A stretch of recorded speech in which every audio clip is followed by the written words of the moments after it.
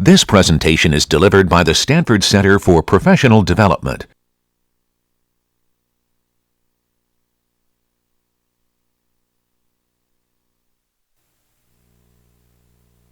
I have one handout for you today.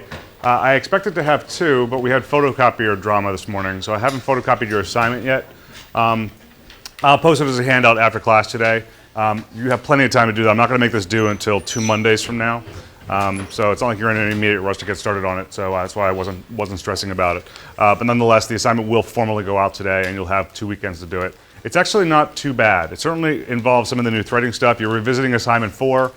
You're implanting some thread directives to make a lot of stuff that was running sequentially before, and you felt the pain of that sequential execution before.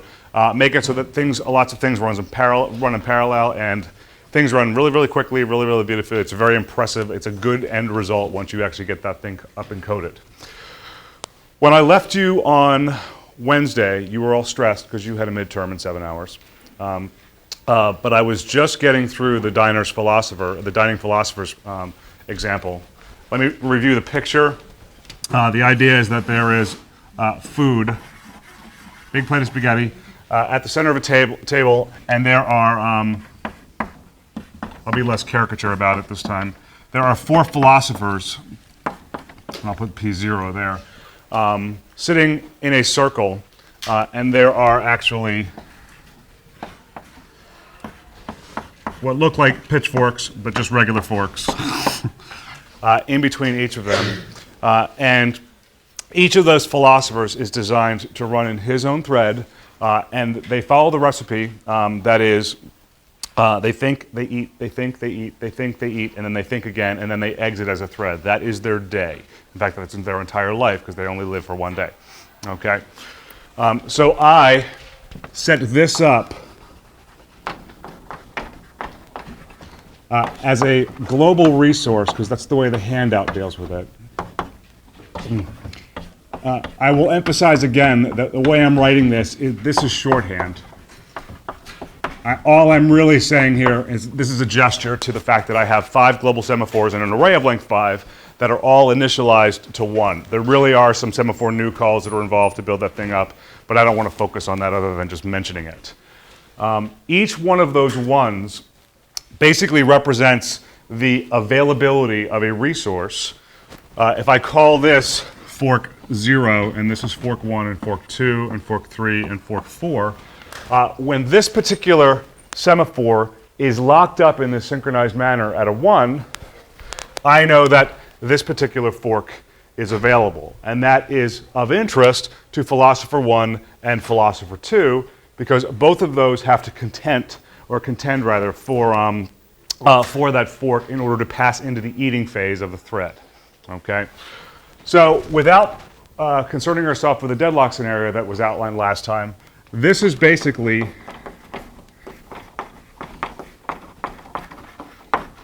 the thread I want them to follow. Each philosopher knows their subscript or their ID number, and that influences which forks they grab or they try to grab. And so where did if come from? For int I is equal to 0, I less than 3, I plus plus, I want each philosopher to grab fork to the right, fork to the left. That grabbing happens via 2 semaphore wait calls against forks of ID. I messed that up last time, I wrote I. Forks of ID, and then forks of ID plus 1, but we want to mod it by 5, just so it wraps around. And let's, there we go, there. Okay, and as long as they pass through those and return from those 2 semaphore wait calls in sequence, they're allowed to eat. This is after they think for a while. Okay. After that happens, after they eat for a while, they semaphore signal these things. I don't really care about the order in which they free them. It doesn't really impact execution in any interesting way. Forks of ID plus 1 mod 5, and that is more or less what they do. There's an isolated think after the last meal, and then they return. And I did my little choreography last time where, in principle, because each of these 5 threads may be running in round-robin fashion, they probably will be, each one might get to the point where they grab the right fork. They're enough through this call that they've effectively acquired the fork because the 1 has gone down to the 0, but they get swapped out sometime between the actual demotion there and the time they actually demote the 1 to a 0 inside. Does that make sense? So it's possible. I don't want to say it's unlikely. It's actually it's actually unlikely unless you force it to happen. But actually, I don't want to say that. Because it's possible, it's a problem. If all 5 threads could be swapped out right here and all be experiencing mutual deadlock because they're all depending on the philosopher to his or her left to be releasing the fork that is their right but your left fork. Okay? Does that make sense? Normally what you do, put all your semicolons in, but normally what you do is you implant the minimum amount of work to remove the possibility of deadlock. We made some observations in the final 10 minutes of lecture on Monday, or Wednesday rather, where we know, because of 5 div 2 is 2, that at most 4 forks can be held while philosophers are eating. Okay? So we could recognize that there are at most 2 philosophers going to be able to eat at any one time. So we could actually put something of a generalized counter right there and right there, and actually force each philosopher to become one of the blessed 2 that's allowed to go ahead and grab forks. Does that make sense to people? Okay. So what I did is I did this semaphore, a single semaphore, num allowed to eat. And I could initialize it to 2. Let me get rid of these arrows. And I could sneak in a call right here where I say, please wait for me to be one of the 2 that is allowed to eat. Okay? It's something of a critical region. It's not the same type of critical region we saw before. Critical region normally means at most 1 because there are concurrency, there are race condition possibilities. This is a different type of critical region. In fact, most people wouldn't call it a critical region, but I'll call it that. But we only want 2 threads to be somewhere between here and this part right here. Okay? Because if we have any more than that, then we're nearing the scenario where we might have deadlock. Okay? Does that make sense to people? So let them go ahead, grab forks, eat, release the 2 forks, and when they're done, saying basically I have left the table. So that means I should signal all the other threads or all the other philosophers that might be waiting for permission to grab forks and do a final semaphore signal call right there. Okay? Does that make sense? Now if you put 2 there, I would completely understand why you did that. I personally, even though I recognize that there are at most 2 threads allowed to be in here, okay, or the way we've actually programmed it up, that at most 2 philosophers will really be calling the eat function. My preference, just because I'm a purist about it, is that this be a 4 instead. Okay, now a really terrible value would be 5. If I have 5 philosophers, then basically the semaphore wait is just this gratuitous semaphore that everyone has to consume, but there will always be 1 there.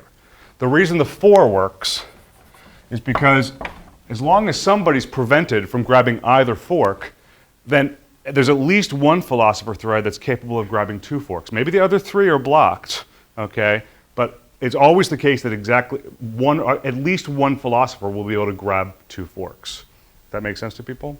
That's the minimum amount of of a fix that I need to implant into the code to make sure I don't have deadlock. So concurrency and multi-threading purists usually like to do the minimum amount of work to prevent deadlock. There's a reason for that, because the minimum amount that you implant there, you remove the deadlock, but you still grant the thread manager as much flexibility in how they schedule threads as possible, okay? When I put a 2 there, I'm taking more control over how threads are scheduled.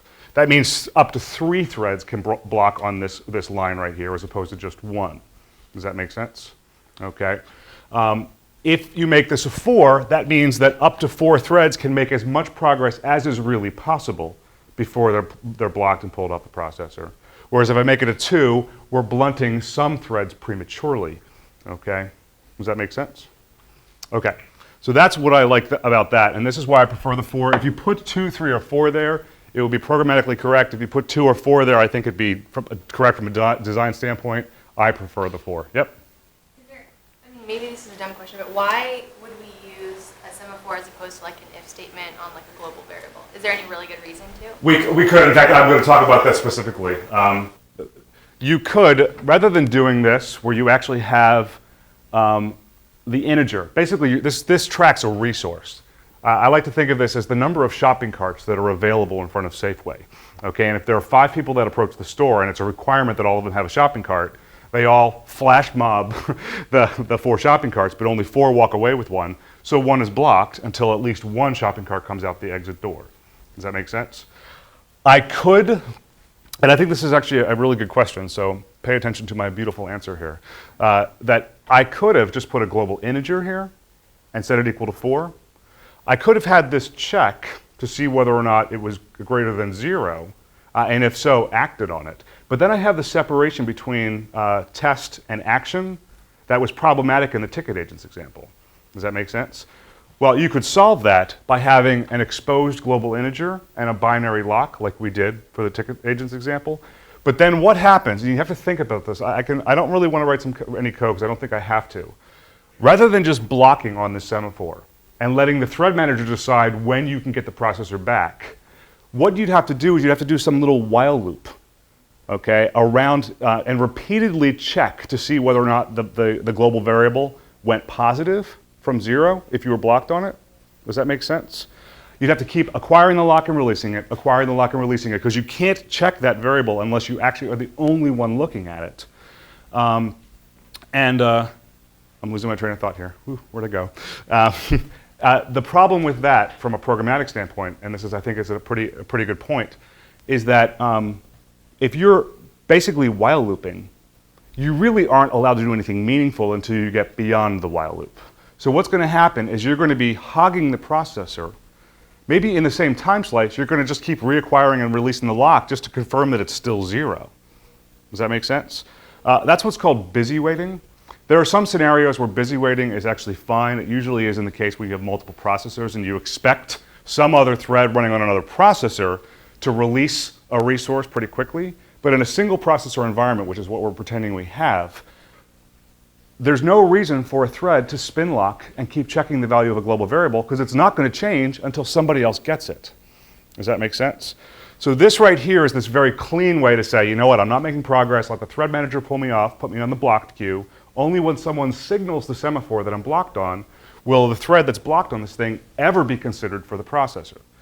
The alternative is to use the global, exposed global with a binary lock, programmatically correct, but it encourages busy waiting, and busy waiting is like probably the, I don't want to say the worst thing. The worst thing is having a race condition exposed. But it's, as far as correct coding is concerned, it's the least good in terms of design because it wastes processor time. That could otherwise be shared to the people to the threads that really can get the work done. Okay, does that make sense? 2-second question, 4-minute answer. Okay, you guys are good with this right here? Okay, there's that. I want to start talking about a couple other things. I have 2 related examples. One I'll actually write code for, and then another one I'll just talk about the design. I want to start thinking about more practical problems. I'm going to frame the next example in terms of just FTP downloads. Okay, I know FTP is kind of this 1990s technology, but we all still use it. Okay, we actually go and fetch files. We actually use programs that use FTP. But let me just assume the existence of this function. I have this function, int, I'll call it download single file. And what I'll do is I will give it two things. I'll give it a const char star. I'll call it a server.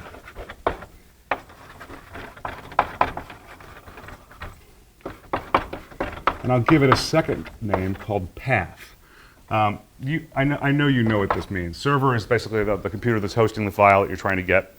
And path is basically relative to where the web directory or the FTP server is behind the scenes, how to get to the particular file of interest. Okay?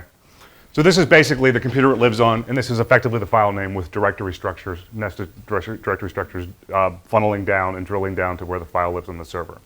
Okay?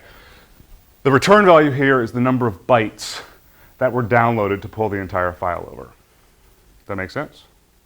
Okay. What I want to do is I want to write this function called download all files. I want it to return the total number of bytes that were downloaded, basically the sum of all of the sizes of the files that are downloaded. I'll call it download all files. I'm going to assume all the files are hosted on the same server. Okay, but I am going to give you char star files, an array of files in that server, and the number of files in that array. Now, 2 weeks ago, or a week ago for that matter, if I asked you to write this, certainly in an exam, you'd be dancing a jig because it's just a for loop, okay, with a plus equals going up and building up a return value. But in spite of the fact that it's the same computer, there are some problems with that. But just pretend that the server is capable of hosting as many simultaneous requests as possible. Okay? Does that make sense? What you'd rather do is you'd rather spawn off n different threads. Okay? Does that make sense? N threads where each one is dedicated to pulling over one of these files. Okay? Does that sit well with everybody? Okay. So I'm going to assume that run all threads has already been called, and this is running as part of some thread that was spawned in the main function. Okay? So I'm already dealing with a multi-threaded environment. What I could do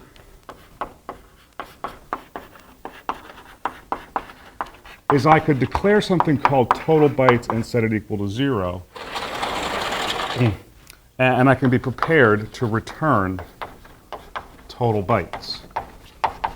You're not necessarily sure how that's updated yet, but you can be sure that each of the n threads I'm going to spawn off to download a single file is going to somehow do a plus equals against this thing right here. Okay, this is functioning somewhat as num tickets in the very first example, except we're adding to it instead of minusing from it. Okay. Now thread new doesn't return anything. Okay, so what has to happen is that I have to spawn off n threads in addition to passing the server and one of the file names to the thread, okay, so that the thread can call this function. I also want to pass the address of this integer right here, okay? Does that make sense? And a lock that's designed to protect access to this, because you're going to have several threads trying to plus equals potentially at the same time, okay? So I'm going to do this semaphore. I'll call it lock. It's equal to, I'm going to set it equal to 1. And that's, this is just shorthand for what would really have to be there. And then I'm going to do this. For int I is equal to 0, I less than n, I plus plus. What I'm going to do is I'm going to call thread new. I don't care about the debug name, but I'm going to call this function called download helper. You may ask why I don't call this function directly. The function that's passed right here to thread new has to have a void return type. But even if it didn't have a void return type, there'd be no way to actually catch the return value from the thread new environment. Okay, so what really has to happen is I have to call this proxy function that sits in between this one and that one, that knows to call this one and also to accept its return value and do a plus equals against this thing right here. Okay, I have to pass in a few arguments. I have to pass in server. I have to pass in files of I. I should pass in address of total bytes. And I should pass in lock. That means I should pass in 4 parameters. Okay, and that's all I want. Now there is a problem with this. The setup already, but I'm just going to implement it like this is the okay thing to do. But conceptually, you know what's happening here. Basically, this thread is being the typical manager at a company where he doesn't want to do anything except delegate. Okay, and this thread has the responsibility of pulling all n of these files. It happens to have n employees or n people it can hire on an instant, like it just does right here. And it gives each one of them the task of downloading each of these things in succession. Does that make sense? This download helper has to be a function that returns void. I'll call it DH for download helper. And it takes these arguments: const char star server const char star path int asterisk let's say num bytes p for pointer, and then it has this semaphore I'll call lock. Now the semaphores, remember, are pointers themselves, so they don't have to, you don't have to pass the ampersand through. You can just pass lock itself. Okay. So you have a hook on the master copy of the integer that needs to be plus equaled against. What has to happen is that you want to do this int, let's say bytes downloaded.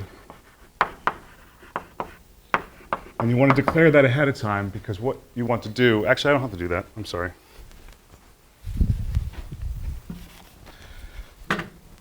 And you want to set it equal to the result of that function. Download single file, where you pass in server and you pass in path.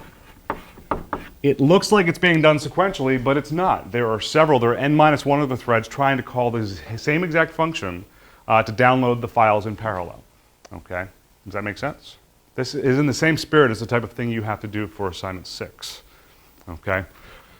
The reason you catch the return value is because after you let this thing run and do its work, as a side effect of this function, you're just supposed to assume that some file in full appeared on your own host machine.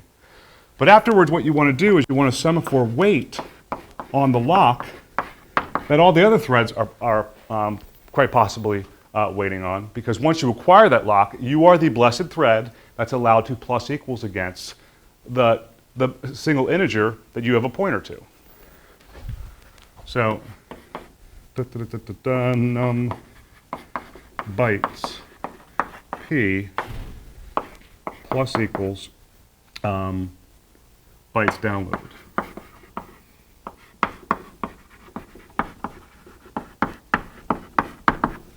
Then you go ahead and you release the lock, and then you return.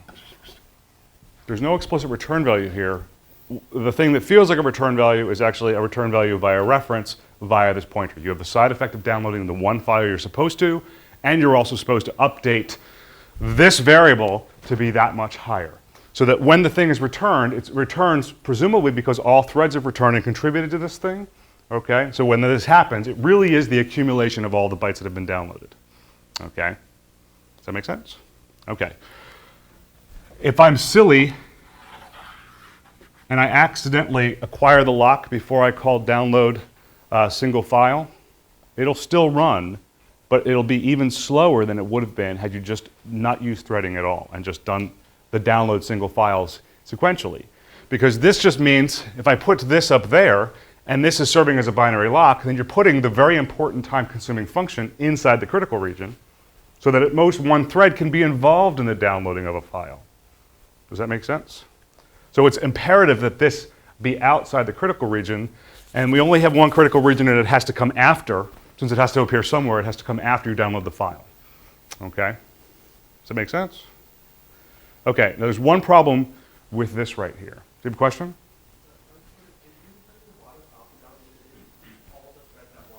I'm sorry, you have to say again? If you had like 10,000 files to download, would it make all 10,000 threads at once? Well, in principle, it would. That's a scalability issue that I'm not concerning myself with. I'm assuming that we're dealing with something like 40, okay, or even 100.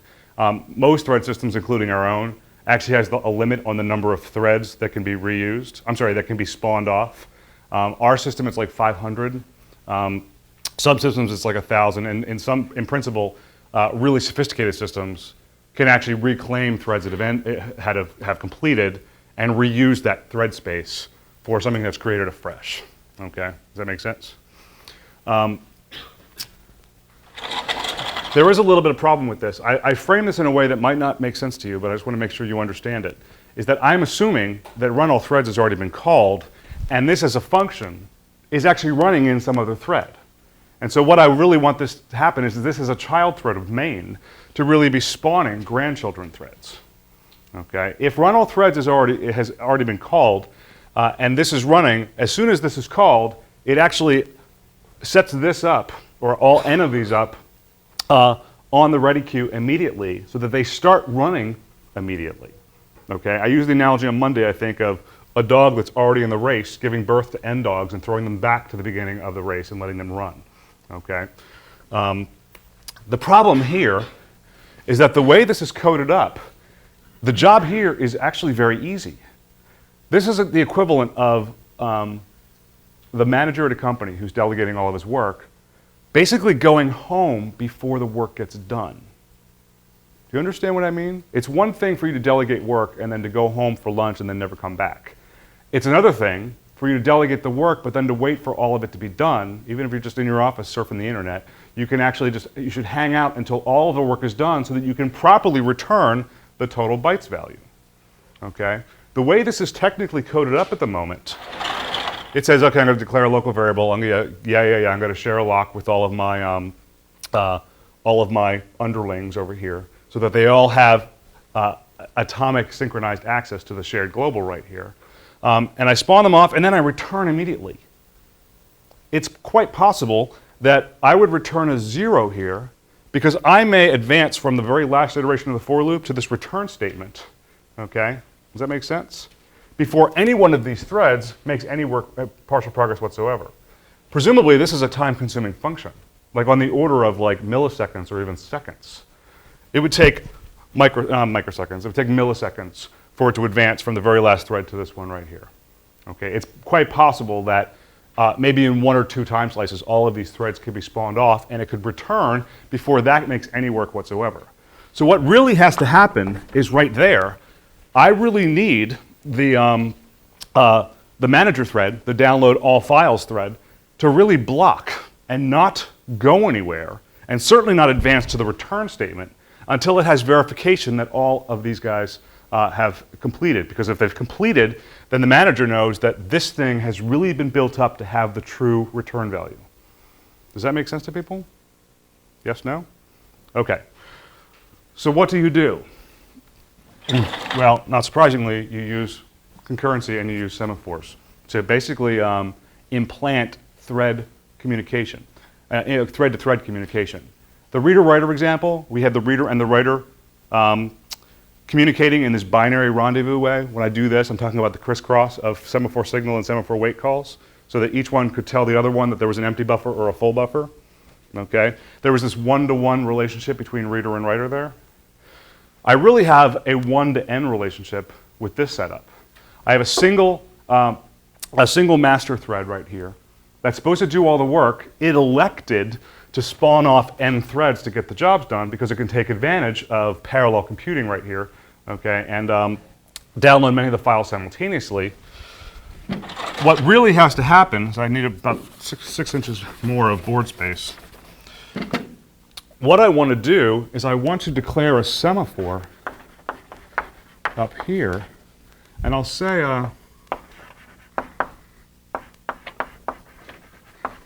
children done. And I'm going to set it equal to 0. I'll do the same thing there just to make that it really is a semaphore new call. What I want to do is I want to use this children done semaphore basically as this connection to each of the threads that it's spawning off. I wanted to do this for int I is equal to 0, I less than m, I plus plus. I wanted to semaphore wait on children done.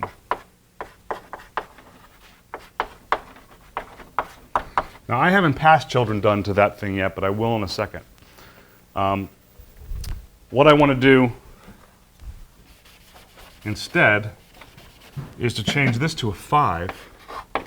I want to pass down children done as an extra parameter. I have to abbreviate because I'm out of room there. Okay? So what I'm basically doing is I'm giving it's almost like a little baby monitor to each of the threads, okay, that I'm spawning off. And when each one of them's done, they go wah into the baby monitor in the form of a semaphore signal. And when I hear n of those, okay, I know that all of the threads have completed. Does that make sense to people?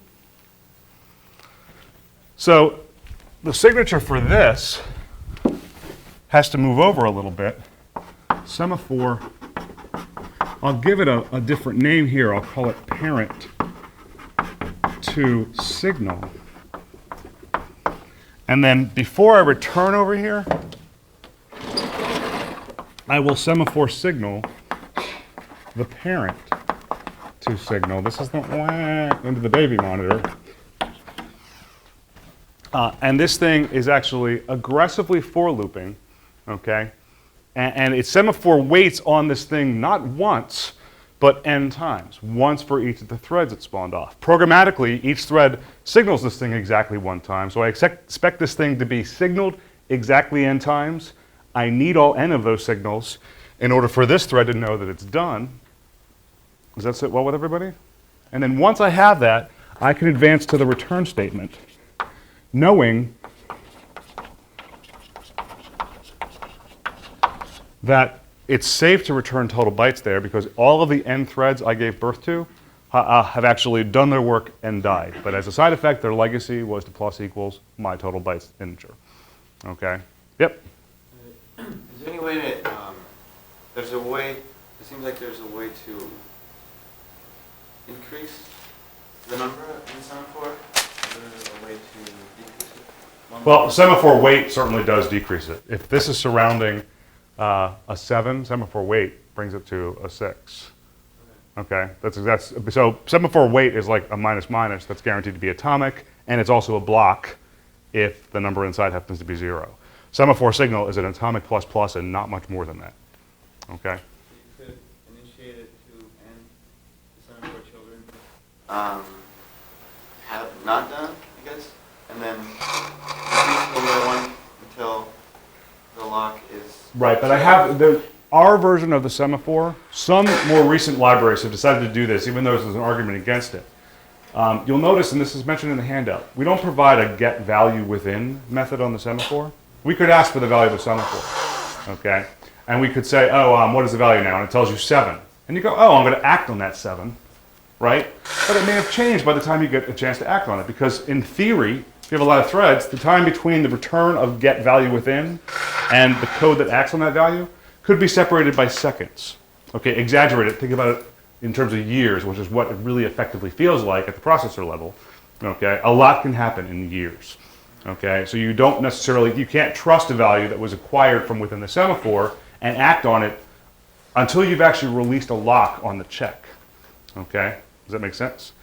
Now, actually getting a 0, there are some situations where it would be okay. You could keep on looping and only break out once you get the value out. That's a 0. But that's a busy waiting thing that I was arguing against when I answered her question earlier. Does that make sense? Technically, this is a little bit of busy waiting, but it makes as much progress as is possible until it blocks because not enough children threads have completed.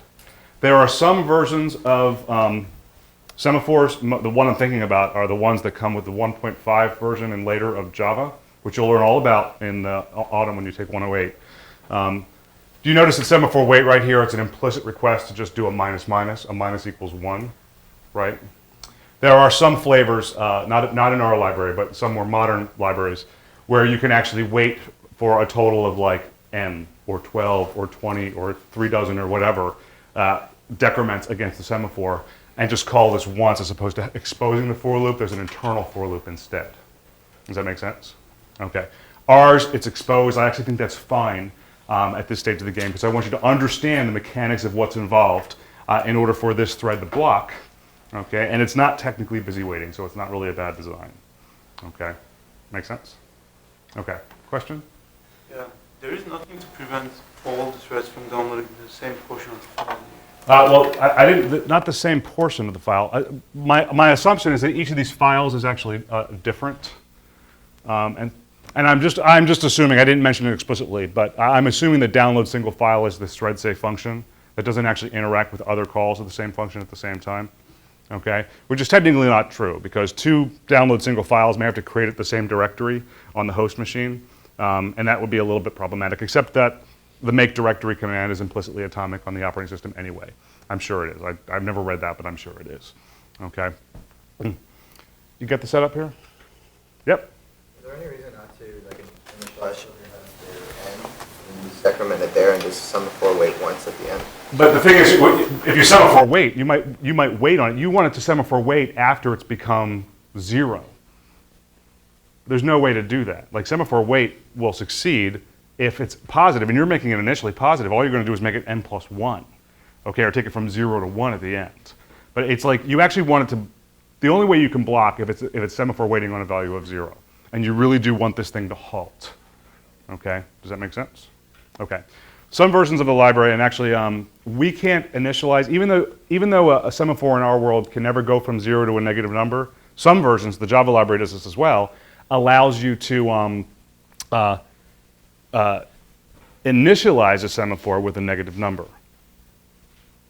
Okay, that seems a little weird, but if I were to initialize this semaphore to be negative n plus 1, and then I had a single semaphore wait call here, it would have to be signaled n times before it became positive. Does that make sense? So that's what I think the two of you are trying to get at. It's just not supported by our version of the library, or our particular thread library. Yep? So in the helper function, could you have eliminated one of the semaphores, like made pass them and have an array of counters and sum all the counters at the end? I'm sorry, what? Oh, I see what you're saying. So in other words, you're thinking like somehow do like. Let's say you have an array of integers and each helper guy gets a reference to one of the elements of the array, so you don't really need to have a global counter. I'm not quite understanding. I think I know what you're saying. Are you just asking this thing to poll like an array of Booleans or something like that? Let's say you make total bytes into an array Into an array, yeah. of n elements. Right. Each I see what you're saying, yes. I have seen that before. What he's suggesting, I think it's pretty clever, although I think it's clever, but I think it's just a little bit more work than it needs to be. He's setting aside not just one integer, but an array of length n, where each of these things can write without fear of race conditions to a slot in the array that's dedicated to that thread. And then once you get past this point, you'd still need the children's done semaphore. You can go through and safely do all the addition yourself there, right? That's actually a fine idea. And actually, I can't even say that it's a bad thing. In many ways, it's actually pretty good. The only thing about it that might be problematic is that, I mean, the number n here is huge. But even that's not that big of a deal. So it's a great idea. Yep. Referring back to the question a few questions ago, if you made children done equal to n, Right. And you replace the for loop with a while children done does not equal 0, Right. would it work then? And just Well- have like a closed while loop? Well, you can't do equals 0 on child's done. I'm writing this as shorthand, but it's not really an exposed integer. This one doesn't actually, if the semaphore did provide a get value of method or function, there are a lot of scenarios where that type of functionality breaks down, but this would be one where it would work because it's only going to hit 0 once. So that is true, but it's interesting to explore that if you want. Like after you've done this assignment 6, you should go. You already know enough Java to digest the syntax. Just go and read like the 2 or 3 pages of the concurrency model in Java 1.5. You're going to read it anyway if you take 108 rather in the autumn. just so you understand all the things that are available in more sophisticated thread libraries. Okay, I just wanted to minimalize, I wanted to. Basically, we've used this package for so long because it really is lean and clean and very easy to digest in full, so you have to do all the interesting things in terms of the atomics. Okay? You guys doing okay? Okay. I do want to make it clear that when I initialize this to 0, I may get down here and I may spawn all of these things off and in theory, semaphore wait against a 0 and block immediately. Does that make sense? I may actually get swapped off right after this closed curly brace, but not get inside the for loop immediately. I could get swapped with the processor as this download all files thread. It might be the case that 50% of these things actually complete and promote this from, say, 0 to 6 because there were 12 child threads. Okay? And this thing would come down right here and it would happen to notice, or not notice, but it would benefit from the fact that this thing had been promoted 6 times, so it would make 6 immediate for loop iterations, or carry through all the six of the iterations immediately before it's blocked in the 7th. It's not a problem. Okay? It's technically possible for the download all files thread to exit before the download helper thread does. I'm sorry, before any of the 12 download helper threads exit. Now you would think that'd be a problem, but this is the scenario. This one blocks the 12 different threads that I spawned off. All get this far and they get swapped off just after they return from semaphore signal here, but before they actually call the return instruction to emulate the closing curly brace. Do you understand what I mean when I say that? So all 12 threads could, like, right before here be swapped off the processor. And this thing could get the time slice after that's happened, get the processor back and say, oh, wow, look, I actually went through this thing 12 times, and I can return an I do. Okay? You're not, I mean, if you want to be as completely realistic about the simulation as possible, you can do it. But you have to effectively understand that this function is really over when SS, semaphore signal, returns. And that to the extent that you needed the information to flow and be synchronized the way it is, it still works. Okay? Does that make sense? In Java, you actually have the option of releasing the lock after the closed curly brace. There's a keyword in that language that doesn't exist in C and C++ called synchronize. You'll become very familiar with it next autumn. That releases the lock after you formally finish the method, and I say formally finished, after you've gone past the closed curly brace. Okay? But I don't care in this situation because all I really used the semaphores for was to get a meaningful full total bytes value.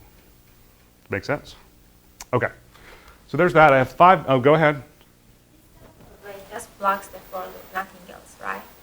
This one right here, yeah. This it's a one line body of the for loop. So just this is right here and like that. Is that what you're asking? Okay. Very good. Okay, so what I want to do is I want to set up a big example for Monday, okay? All of the examples have been focused primarily on either 1 or maybe 2 synchronization directives. The handout I gave out today has this great first 2 or 3 pages that was written 10 years ago, but it hasn't changed. It hasn't changed in 50 years, really, much less the last 10 years. It describes all of the different patterns that you have to be sensitive to, or situations you have to be sensitive to, and the patterns you use to be sensitive to, to actually make sure that you don't have race conditions and you avoid deadlock. It's all about protecting global variables in a binary lock or a critical region situation, and implanting directives for 2 threads to communicate with one another, 2 or more threads to communicate with one another. Okay, so it's good stuff to read. I've hit on all of it in the past 3 days, or past 3 lectures rather. The large example in this handout, it's a little intimidating. It's actually larger than any exam problem. It's probably the merging of 2 past final exam questions from like 10 years ago. It's a great problem, okay? It is the ice cream store simulation, and all I'll do is I'll set it up so that you know what all the players will be in this big, grandiose ice cream store, okay?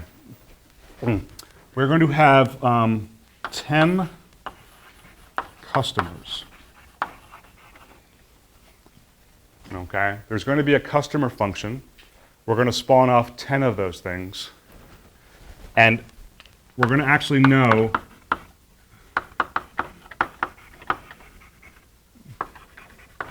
how many ice cream cones each of the customers order. It's going to be between 1 and 4. Okay? There's going to be a cashier that each of the 10 customers approaches as they're ready to pay. So there's a little bit of contention, and I think there's already clearly a flavor of concurrency and race condition going on, because these 10 customers have to approach this cashier, and the best metaphor I can think of is when your mom, when you were going with her little kid to the market, she'd have to go to the deli and she'd have to potentially edge out and get atomic access to that little number thing. So you pulled the 33 or the 94 or whatever it was, and you always looked at the number, it was like 22 away, and you go, oh my God, we're going to be here forever. Okay? But there certainly is going to be thread-to-thread communication between all the customers, okay, and this one cashier. Make sense? There's going to be a single manager thread. I'm being very cynical about managers, but this manager doesn't do very much either. What he does is he approves or disapproves of ice cream cones. Okay? He doesn't make them himself. He just approves and disapproves of them with like a coin flip is what really happens. They're going to be between 10 and 40 clerks. The reason it's 10 and 40 is because every single customer is going to give birth to a clerk thread, one clerk for every single ice cream cone that needs to be made. So the people who are ordering, they're really impatient. This is real life. If they have 4 ice cream cones to be made, they want all 4 to be made in parallel. Okay? So the customer never sees the manager, but these 10 customers interact with 10 to 40 clerks, order the ice cream cones, they accept the money, make the ice cream cones. All the clerks interact with the manager. They have to acquire a lock on the manager's time, okay, because the manager is overwhelmed if more than 2 people are in his office at any one moment. So we can only accept 1 person in the office with 1 ice cream cone. So there's no confusion as to which ice cream cone he's approving or disapproving of. Okay? Does that make sense? So we're going to run a simulation where there are up to 52 threads running simultaneously, and there's certainly going to be 4 different types of threads. Okay? I want the manager to basically arrive at the store and not to leave the store until he's approved the number of ice cream cones that he needs to approve. I want each thread, the clerk, to only to live as long as it's necessary to make a good ice cream cone and hand it over to the customer. I want the customers to be able to order their ice cream cone, get it, go and pay for it, and leave the store. I want the cashier to know that he's rung up 10 different customers. Does that make sense? Okay. So to the extent that you can read the problem statement between now and Monday, that's great, although don't worry if you can't, because I'll certainly review this the beginning of Monday. But even though parts of the simulation are certainly a little contrived, they're contrived specifically to bring out some scenario where you have to deal with concurrency properly, okay, and use semaphores to either foster thread communication or to manage binary lock or access to a resource. Okay? So have a great weekend. I will see you next week. Hey. Oh, so